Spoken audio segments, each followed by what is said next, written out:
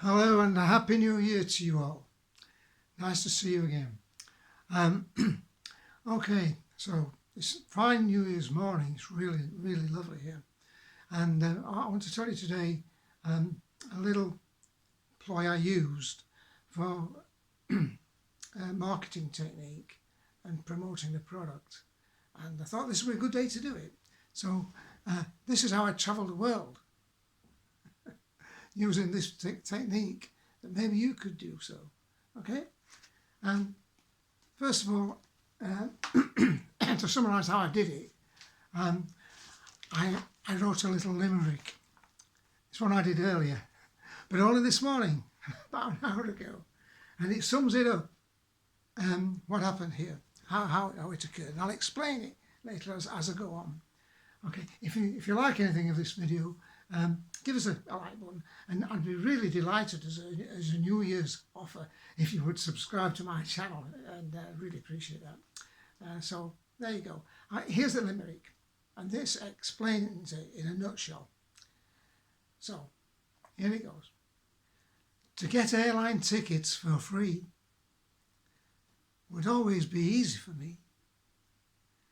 I was awarded positions on our country's trade missions, so all nations my product would see. My New Year's limerick. Okay, a little bit of fun, but there it is. That's what happened. So I already had exhibited in Europe, and the first foreign, European exhibition it was in this instance I attended was in Utrecht in Holland, and it was quite successful, and I met a lot of people from different countries, and where I did exhibit, and then I thought to myself, this could be a worldwide product demand here if I played the cards right, but I couldn't afford to do it. It's expensive to go travelling the world, so I had to think of an idea what to do. So I heard about these trade missions where people went on trade missions to exotic places to promote British products. So I got a British product. So I thought, right, I'll look into it. The first thing I realised was that you've got to be a member of a sort of a trade organisation. In this case, it would be the local Chamber of Trade. And so I contacted them. I was accepted as a member of the Chamber of Trade. And I asked them if there were any trade missions about to happen. And they planned months in advance, or sometimes years in advance. And I was accepted. And the first trade, it wasn't easy. You'd got to fill forms and things like that. But even when I did the exhibition in Utrecht, it was not easy. I got papers and forms to fill in. There was all sorts of red tape. You had to have Brussels tariff numbers and things like that. So it didn't tell you got to select one, and you better select it right, otherwise you could be in trouble. So there's a huge long list of these BTN tariff numbers. And then you got to get there, and I shipped exhibition gear out there, and that had got to have a temporary import certificate because it was going to the country and coming back out. So then you need to know all about the exhibition gear and things like that. As I read it, did all the form for it. Then I had to pay a fee. So then we got to book ferries and things, and transport, and then arrange hotels and things. But having done that, got to the Dutch border, and the person said, well, what are you doing all this for? You don't need to do it. So I spent hours and if not days trying to do things right. Maybe it wasn't necessary. Maybe that was successful. I met some nice people in Europe in the life science business.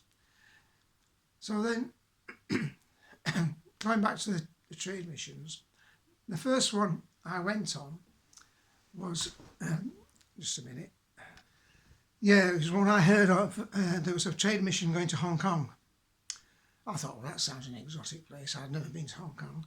And so I applied and got on it. It was wonderful. There was all sorts of fringe benefits, but it wasn't without terms and conditions. Oh yes, terms and conditions. It wasn't particularly difficult to adhere to.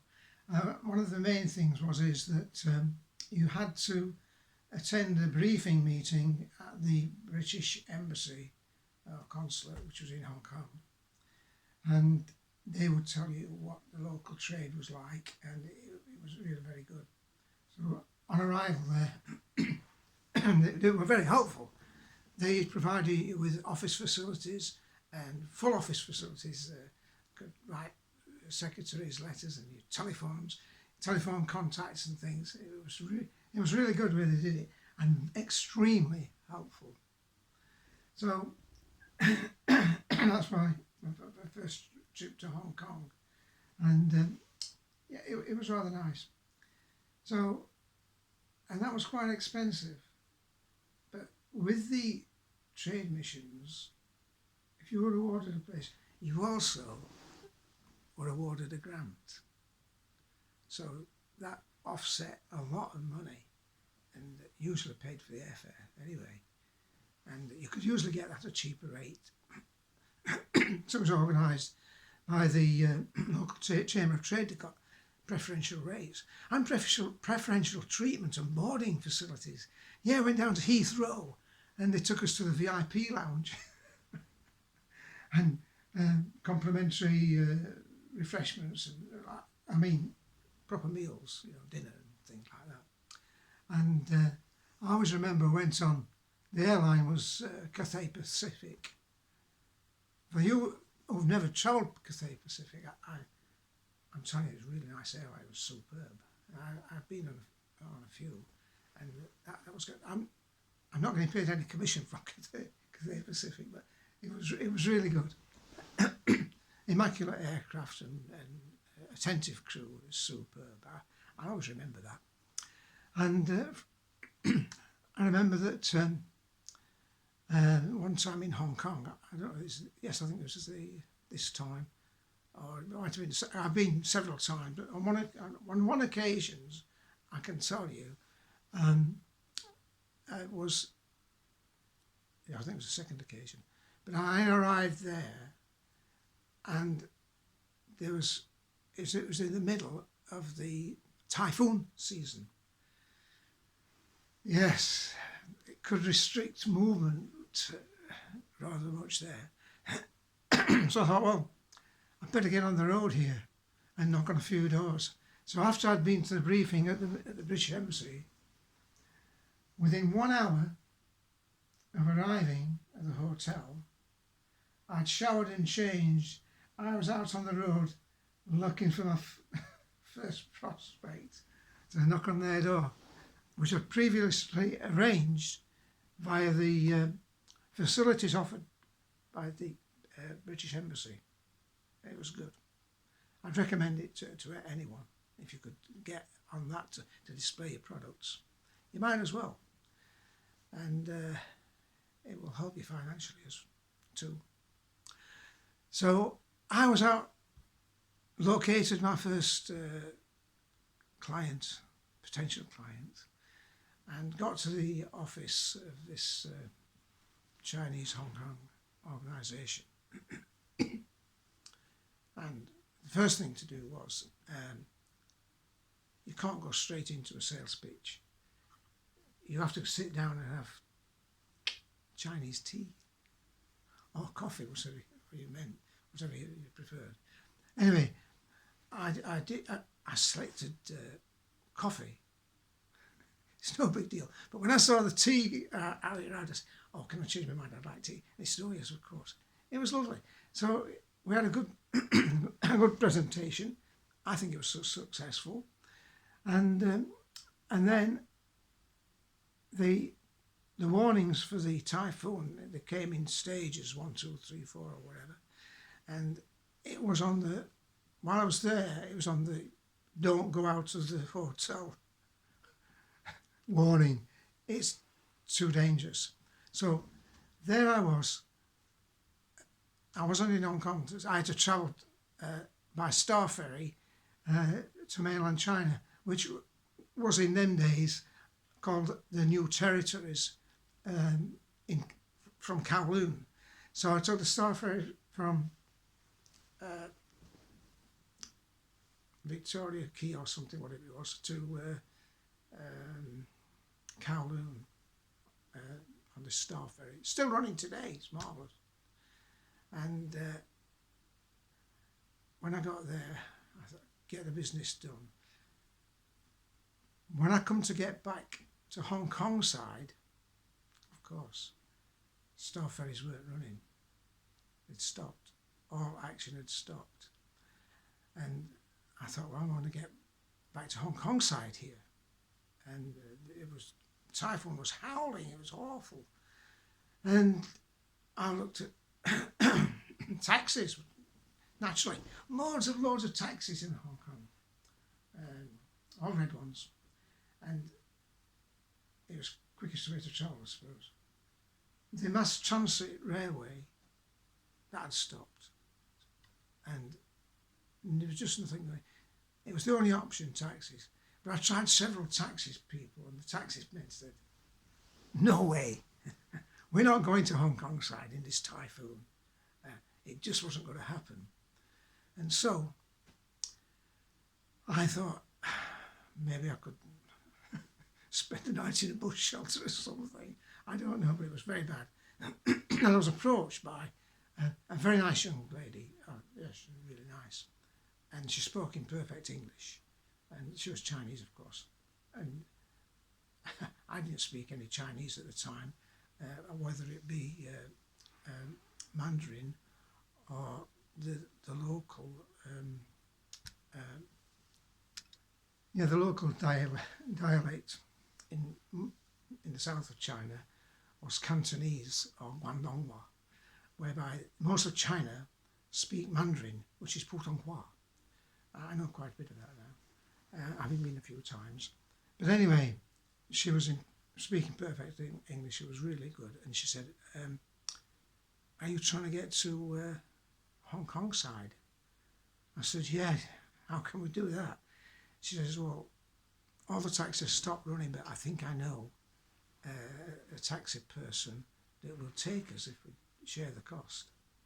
I said, well, if you can do that, it's fine, I'll pay all the cost. But the thing was, they were asking like 4 times the normal fare. It was like 400% extra for the taxi from Kowloon to Hong Kong side. So because of the danger and the risk factor, you got to do a risk assessment. It was horrible. You know, these things flying up in the air. So anyway, we got to Hong Kong, and I got to the hotel, and we were warned to keep away from the windows. I had to have a look out. I was one of the highest floors, skyscraper type block, and there was huge sheets of corrugated sheeting, big flying, you know, like sheeting, flying in the air from ground level halfway up the hotel. Well, it could have bashed into the window. They did warn us to put the curtains to, which I did. And the whole building was swaying. It was a frightening experience. Anyway, I'll tell you more about that next time. But in the meantime, please subscribe to my videos, and I'll expand on the pros and cons of what happens and some of the hazards that you'll come across and what I came across and some of the really nice experiences. So until then, as I say, subscribe to the channel, give us a like if you like it a little bit, and a Happy New Year. And remember, you'll always get plenty in 2020. So thanks very much. In the meantime, you might like to watch this video. Bye for now. Happy New Year.